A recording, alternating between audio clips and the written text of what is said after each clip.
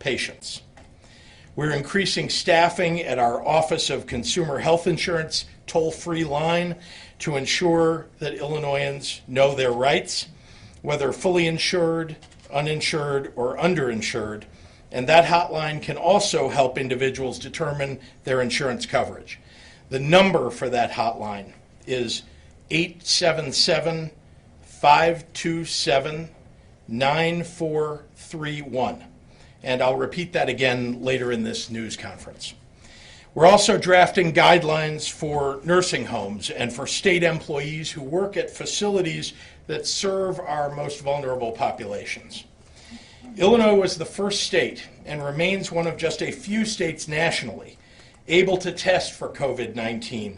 And over the next few days, we're expanding to 2 additional testing labs beyond Cook County in Springfield and in Carbondale. Additionally, following the recommendations of the CDC and in lockstep with a few other large population states, we're beginning voluntary testing at select hospitals to gather statistics on the presence of the virus in our communities. The 2 Illinois cases that we had confirmed in January were successfully contained, and both patients have fully recovered and returned home. We now have 2 additional patients who have been confirmed to have the virus. The 4th individual announced today is the spouse of the 3rd individual who tested positive over the weekend. The 3rd individual is a man in his 70s, is isolated in a hospital, and the 4th individual, a woman in her 70s, is isolated at home. Both are in good condition. Federal, state, county, and hospital level public health officials are working to actively identify any individuals who were in contact with this couple. And to be clear, they were a husband and wife couple. Our Illinois Department of Public Health has launched a statewide COVID-19 coronavirus hotline and website to answer any questions from the public or to report a suspected case. That phone number is, and this is different than the one earlier, that phone number is 1-800-889-3931.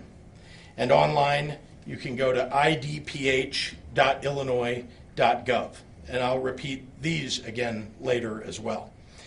I want to be clear that the best thing that the general public can do at this time is to continue taking the same precautions you take during flu season, with renewed vigilance. Take extra care to wash your hands. Stay home if you are sick. Cover your mouth and nose during any coughs or sneezes. Clean, often touch objects and surfaces frequently. And please visit a doctor if you are experiencing any symptoms, particularly if you or a loved one recently traveled abroad. Illinois has one of the nation's leading public health systems, and our experts have been proactively preparing for this situation.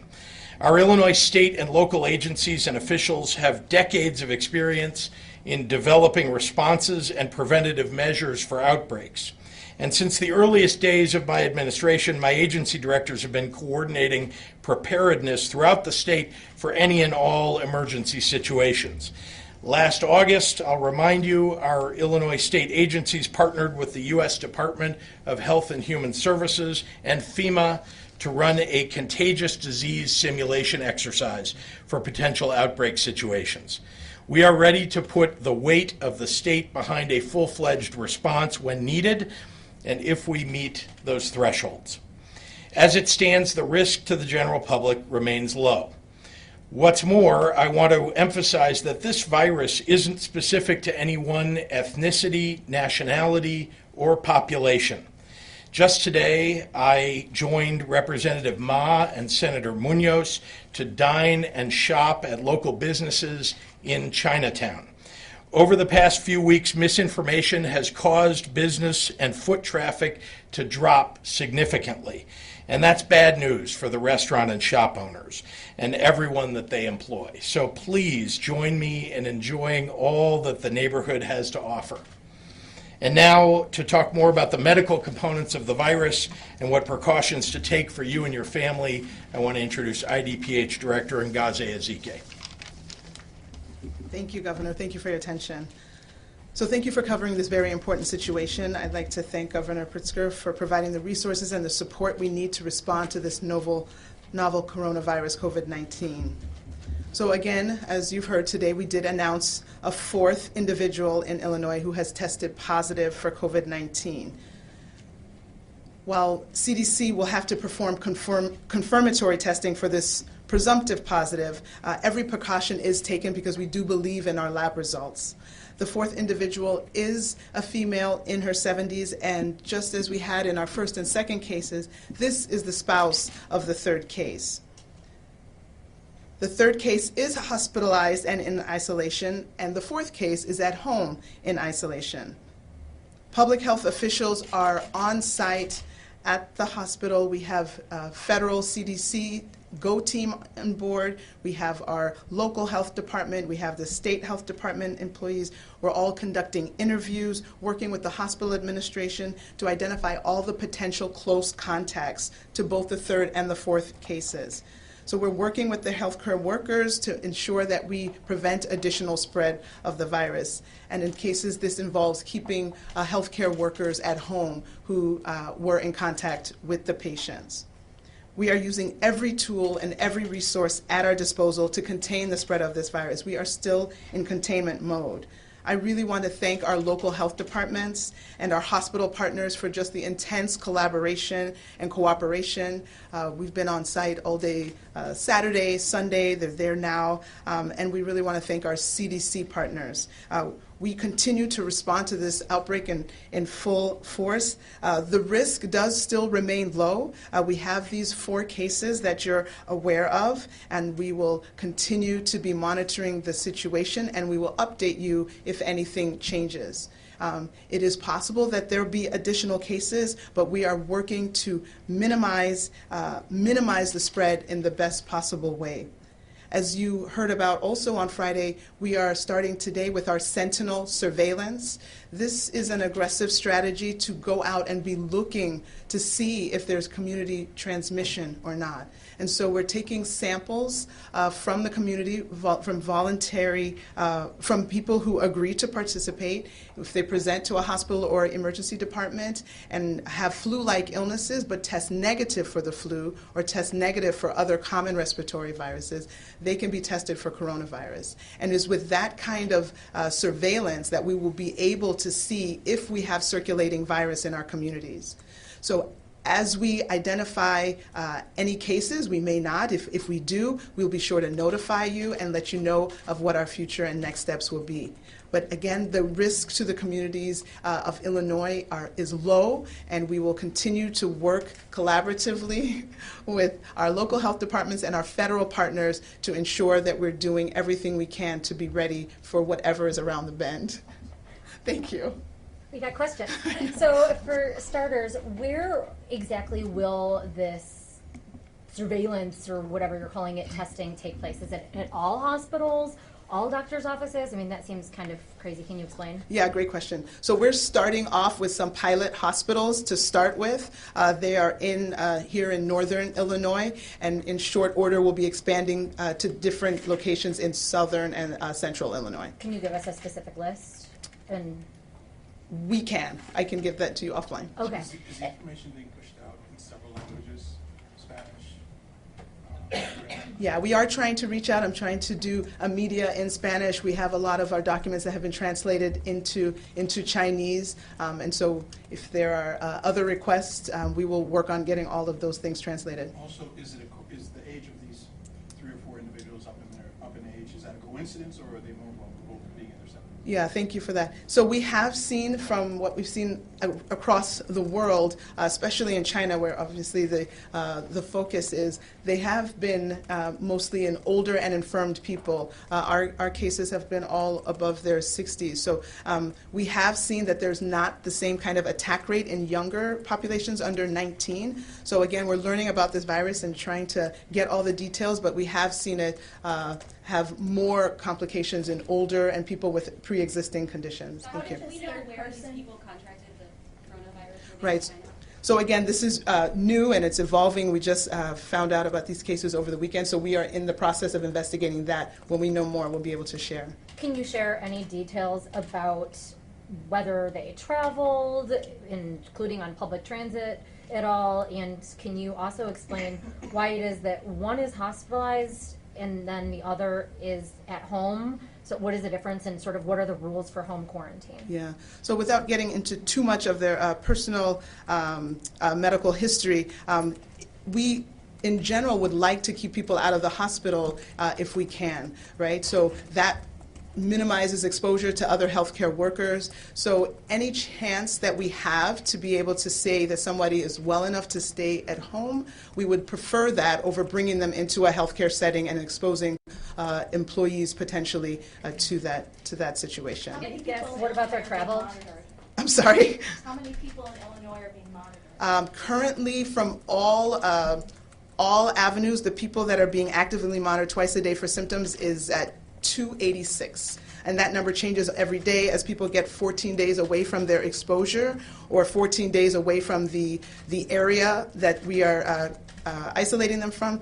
Then people fall off, and then people potentially add on. But we're at what about 286. There's a monitored? school district in Arlington Heights that has sent a notice home to parents about 2 students and 2 workers who've been asked to stay home because they may have been exposed to someone who may have been exposed to coronavirus. But you're not mentioning it, so what's the threshold of when these cases should be made public? Is someone announcing information too soon?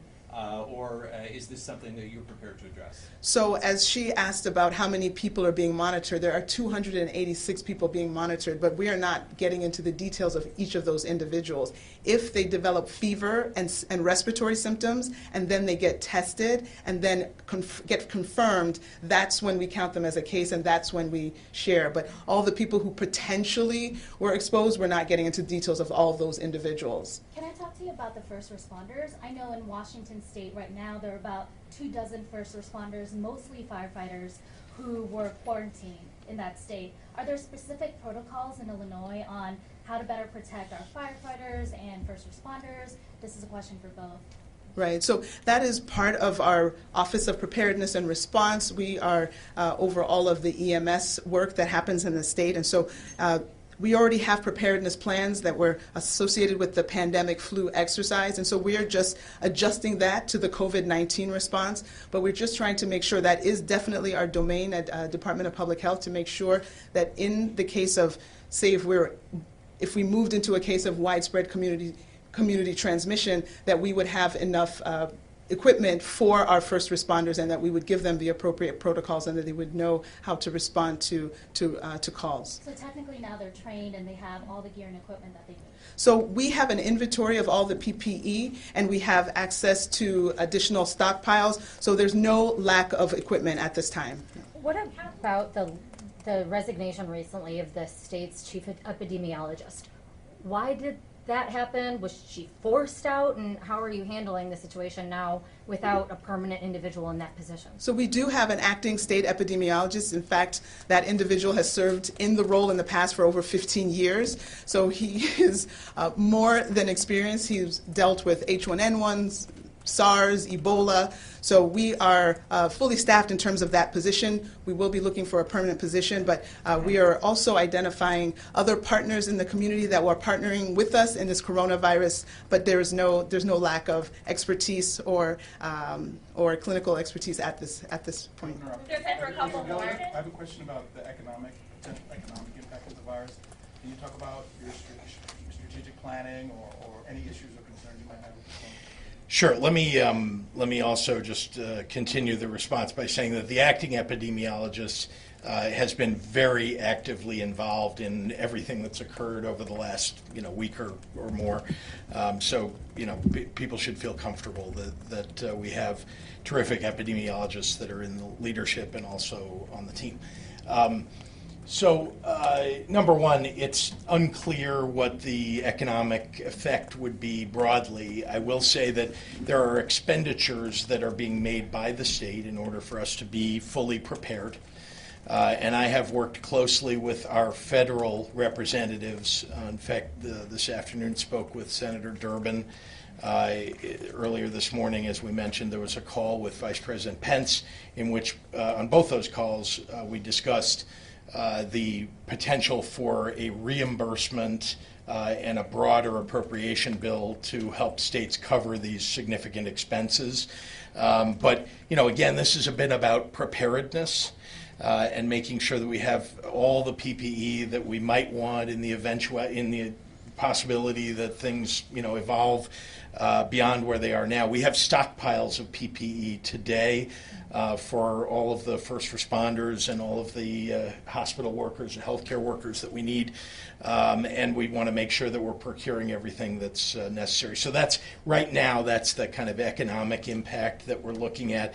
But obviously there are broader things nationally that are being looked at, discussion about potentially lowering interest rates and other things that will affect the economy in a potentially positive way. Can you elaborate on tomorrow's tabletop and help us understand what will go on and what you're going to be looking for? That's Yeah. at the city level. Yeah, the city is doing its tabletop. I mean, I'd be happy to just say that the August tabletop that we had for the state, which was very much on point to this, is very comprehensive.